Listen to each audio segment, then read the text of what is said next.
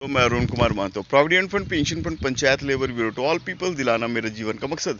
तिरंगा को विश्व शांति का तिरंगा बनाना। तिरंगा विश्व शांति का तिरंगा कैसे बनेगा दोस्तों? तिरंगा तले provident fund, pension fund, panchayat, labour bureau, to all peoples under master rule, under equalizer rules and regulation, under income source supervision and RTI necessary to global peace under IPC. अखंड भारत की, अखंड मानवतावाद की, अखंड कानून संहिता, विश्व शांति की ज्योत, अरुण की विश्व शांति की तिरंगा, अखंड भारत की, अखंड मानवतावाद की, अखंड कानून संहिता की, अखंड ज्ञान दीप माला की नवज्योत।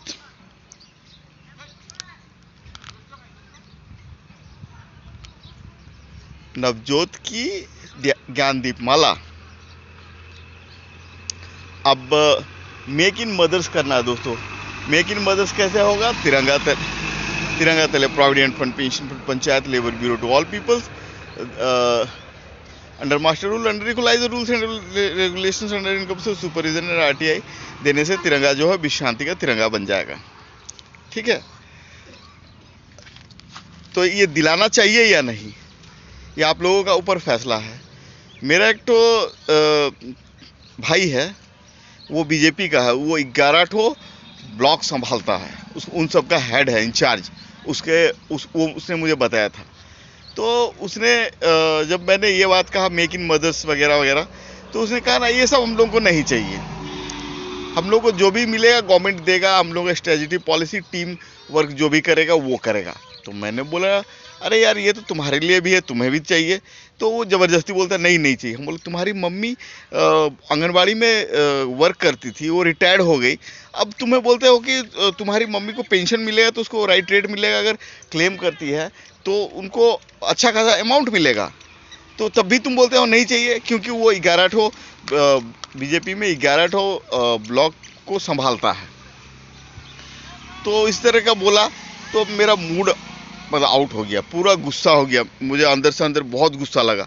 तो मैं सोच रहा था बोल दूं, अच्छा तुम अपना परिचय दो, तुम बीजेपी के हो, तुम बोलो, और फिर वीडियो बना के छोड़ दो तो कि तुम लोग को नहीं चाहिए, प्रोविडेंट फंड नहीं चाहिए, पेंशन फंड नहीं चाहिए, panchayat labour bureau to all peoples नहीं चाहिए, under master rule, under equalizer rules and regulation, under supervision and RTI necessary to global peace, income source supervision and RTI नहीं करना है, बोल दो वीडियो में। तो मैंने अपने आप को सोचना चाहा, कूल कूल कूल, आज नहीं तो कल वो तो टूटेगा ही, आज नहीं तो कल बीजेपी हारेगी। अब जैसे खुद प्रधानमंत्री नरेंद्र दामोदर दास मोदी जी, उनका इनकम सोर्स सुपरविजन आरटीआई है, उनकी कितनी बीवियां हैं किसी को नहीं पता।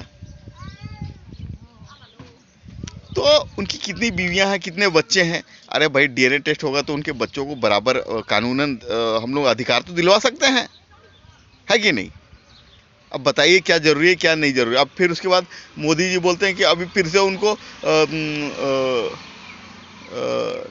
मतलब फिर से इलेक्टेड होना है। हाँ, मैं एक ही बात बताता हूँ, जो हिंदू हैं, क्या मोदी जी हिंदू हैं या हिंदू शास्त्र को पहचानते हैं?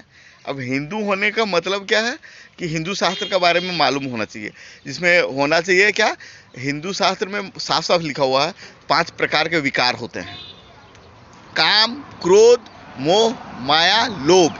ठीक है, तो मैंने एक जगह पढ़ा था काम, क्रोध, मोह, माया, मद, लोभ, 6 ठो बता दिया था।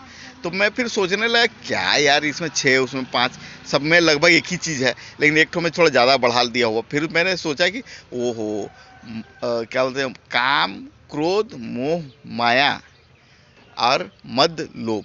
तो मोह और मद एक ही चीज़ है कि बहुत सारे आदमी लोग मिला, हम लोग को ये चाहिए तो बस चाहिए, तो मोह माया उसके अलग वर्ड्स ये कर दिया गया है। तो मोह और मद ठो जो है एक ही चीज़ है। और लोभ तो लालची इंसान। अब सोचिए मोदी जी 18 घंटा काम करते हैं। अब हिंदू शास्त्र में काम मतलब होता है विकार, तो वो 18 घंटा जैसे नशे में गंजेड़ी और वो ड्रगिड लोग लिप्त रहता ना, वैसे 18 घंटा मोदी जी काम करते हैं। वो कर्म नहीं करते हैं, वो उन्हें हिंदू का हिंदी नहीं आता है, वो हीन दीन दुखियों का सेवा करना नहीं जानते हैं, बस उन्हें काम करना है। ठीक है, लेकिन किसके साथ काम करना है, काम कैसे किया जाता है, शायद उन्हें नहीं पता कि विवाह के बाद काम किया जाता है। समझ गए ना? तो मंत्री जी वो काम नहीं, वो 18 घंटा काम करते हैं। सीएम जब थे तो वो 18 घंटा काम करते, किसके साथ करते थे? जो पीएमओ में या सीएमओ में जो लेडीज लोग जाती है, क्या वो लोग ये करती हैं? पता नहीं भाई, मंत्री जी तो खुद ही बोलते हैं कि पीएमओ में वो बैठ के 18 घंटा काम करते हैं देश का विकास के लिए। क्या काम हो सकता है अच्छा बच्चा पैदा होगा तो फिर टैलेंटेड एकदम साइंटिस्ट पैदा होगा तो उससे देश का विकास होगा, नहीं तो कैसे होगा। कर्म मनुष्य, मैंने एक बनाया गीता को देखते हुए, गीता का ज्ञान पढ़ते हुए, मनुष्याणि सत्य न्याय कर्मेण धर्मेण मनुष्याणि उच्चपद स मान सम्मान ददाति। जाइए दुनिया में कोई भी गीता के 11 में पढ़ लीजिए, कहीं भी पढ़ लीजिए, ये वाला बात लिखा हुआ है लेकिन नहीं लिखा हुआ है। वो सिर्फ मैं समझता हूँ, मैं समझा सकता हूँ। सत्कर्मेण मनुष्य सत्य न्याय धर्मेण कर्मेण, सत्य न्याय धर्मेण कर्मेण मनुष्याणि उच्चपद स मान सम्मान ददाति। गीता में लिखा हुआ है लेकिन आप कहीं खोजिएगा तो आपको मिलेगा ही नहीं। ये मेरा चैलेंज है। अब अगर आप लोग हिंदू हैं या मंत्री जी अगर हिंदू हैं तो गीता ठीक से पढ़ें और विकार के बारे में ठीक से पढ़ें, और अगर उनको लगता है कि उन्होंने गलती किया है, मतलब गलत लैंग्वेज देके, तो कोर्ट में वो लिख के दें, ताकि कोर्ट को फैसला करने के बाद फिर तो जनता भी है, हम भी है, इलेक्शन कमीशन भी है कि नहीं। अब मैं एक ही बात बोलता हूँ, विश्रांति का तिरंगा तले, भारत माता की जय। जय हिंद।